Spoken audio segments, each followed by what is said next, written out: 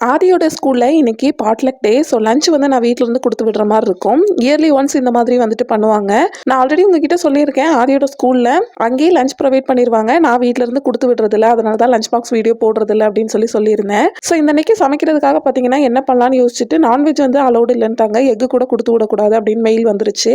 So வெஜ்ல தானே பண்ணணும் அப்படின்னு சொல்லிட்டு வெஜிடபிள் பிரியாணி பண்ணிடலாம் அப்படின்னு சொல்லிட்டு தான் ரெடி பண்ணிட்டு இருந்தேன். லஞ்ச் டைம்ல பார்த்தீங்கன்னா மெனுல அவனுக்கு வந்து ஸ்வீட் ஒன்று ஏதாவது ஒன்று இருக்கும். ஸோ அதனால எனக்கு ஸ்வீட்டும் கண்டிப்பாக வேணும்னு சொல்லிட்டனால அதுக்கு பதிலாக வந்து பால் பாயசம் பண்ணிடலாம்னு அதுவுமே வந்து பண்ணியிருந்தேன். ஸ்டார்டிங்ல வெல்லம் போட்டு பண்ணலாம் அப்படின்னு சொல்லிட்டு தான் ட்ரை பண்ணேன். அதுக்கப்புறம் ஹஸ்பண்ட் பார்த்தீங்கன்னா எப்போவாது தான் பண்றோம், ஸோ வந்து ஒயிட் சுகர் போட்டே பண்ணிடுன்னு சொன்னனால அதுவே வந்து பண்ணியாச்சு.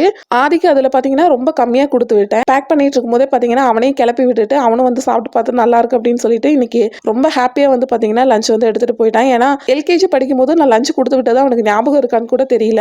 அப்போ பார்த்தீங்கன்னா நான் கீ ரைஸ் வந்து கொடுத்து விட்டுருந்தேன். ஸோ ஒரு வருஷத்துக்கு அப்புறம் இன்னைக்கு தான் வந்து கொடுத்து விட்டுறேன். அதனால அவன் ரொம்பவே ஹாப்பியாக